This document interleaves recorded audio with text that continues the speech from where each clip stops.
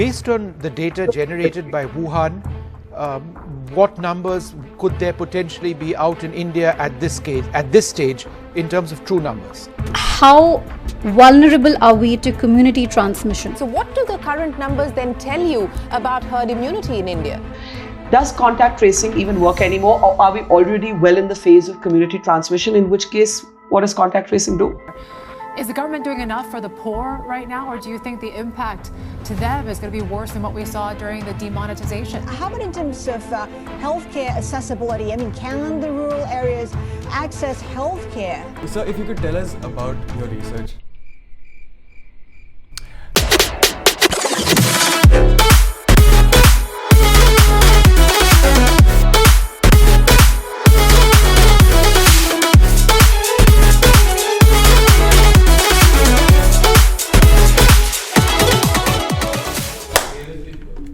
Hey guys, welcome back to another episode of Bits and Pieces.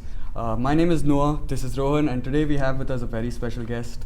We have Mr. Ramanan Laxminarayan, who is a researcher at Princeton University, and he's also the founder of HealthCube, which is a solution which started off as a solution for people who didn't have access to medical attention and is now a solution for every home test. So if you could tell us about your research.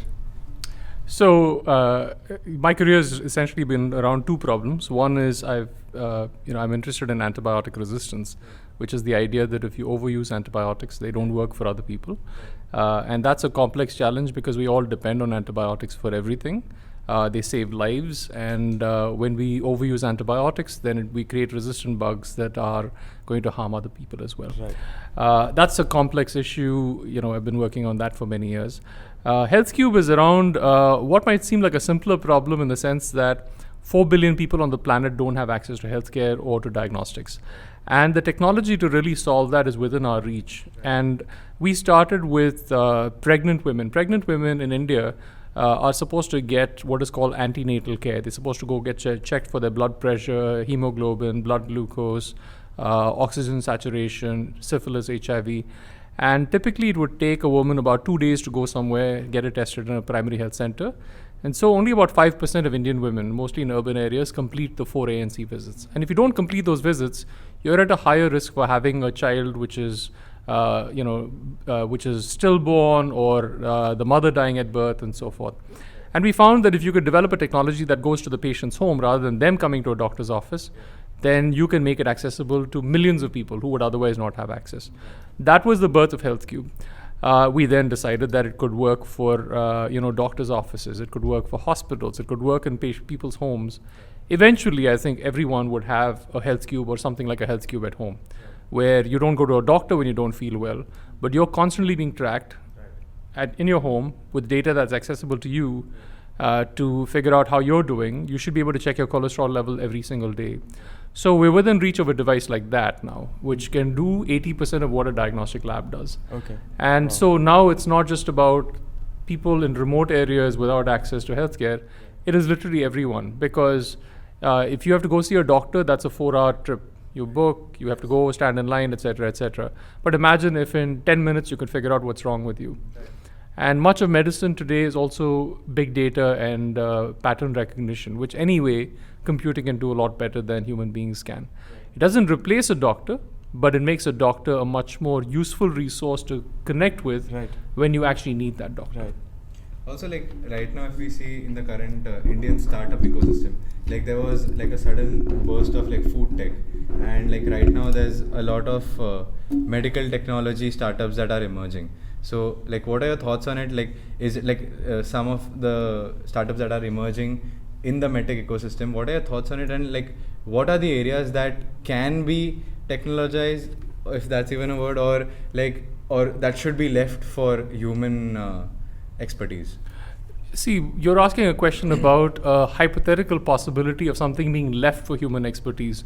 If you are a poor pregnant woman in Ettur Nagaram in Telangana, you don't have that choice. There is no human being to leave things to. You need the technology. Correct. So I think there's often a wrong distinction that's drawn between things that are seen to have social impact versus not, And social impact is considered, if you're serving the 1.2 billion people who are not that top 100 million people, that's social impact.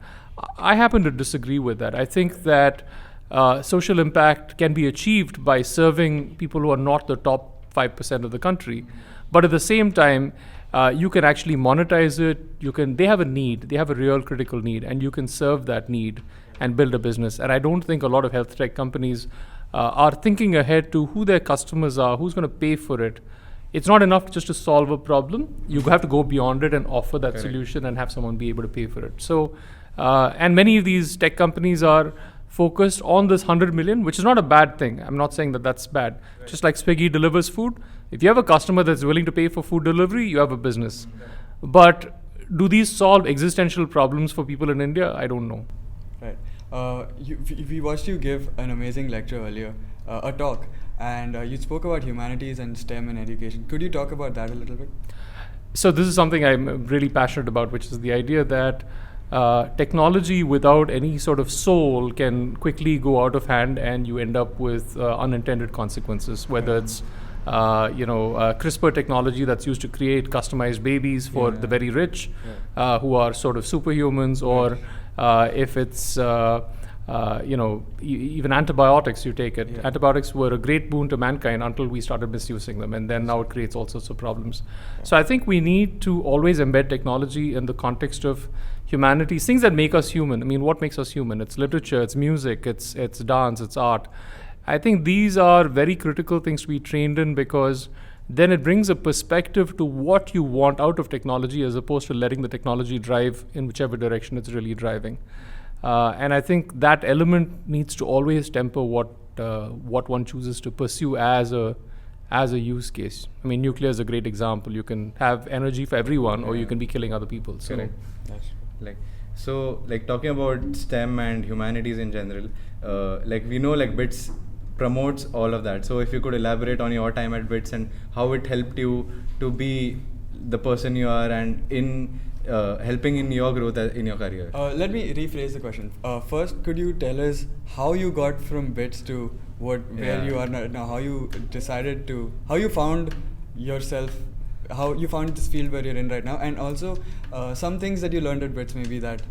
Well, I think I credit BITS for a lot of it. I think it was probably, for many people in my batch and for myself, it was the most formative experience we ever had. Okay. We were thrown into a place where we literally had no connection with the outside world. Right. We couldn't call someone directly. So it becomes a sort of a core, environment in which you can be free, you can try out ideas, you don't have to be judged by anyone. And BITS said, I don't know how it is now, it was a very supportive ecosystem for that sort of a thing. I remember one of my friends and I, we went just on our own initiative. We went on a trek to Pindari Glacier. We came back and we thought we really should have equipment to help students go on treks. Right. And the director at that time, Dr. Venkateswaran, he said, okay, fine. And they sanctioned enough money to start a club. I don't know if that kind of ecosystem still exists. I hope it does.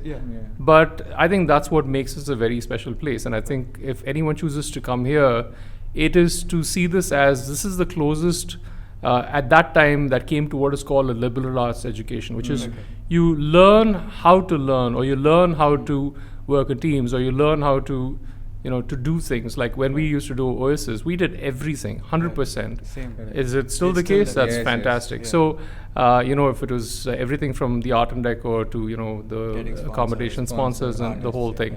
So I think those are experiences that you just can't make up in life. I mean, you learn to work with other people, you learn to solve problems that usually are only given to adults to solve. Right. And I don't know if even a campus in the US that has that kind of ability to get that kind of an experience. Right. What do you think is the difference between higher education over here and in the US?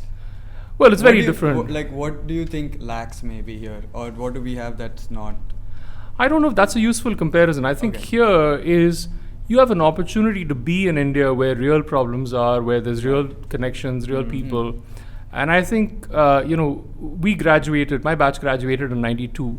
Okay. Economic liberalization in this country was only in 93. Right. So we literally had no opportunity to do the sorts of things that you guys can do right now.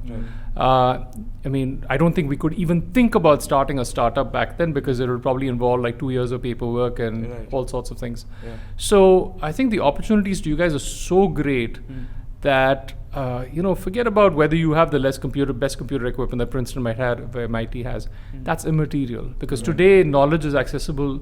Whatever they have, you have. If you want to do a course on circuits out of MIT, you can do that course right here.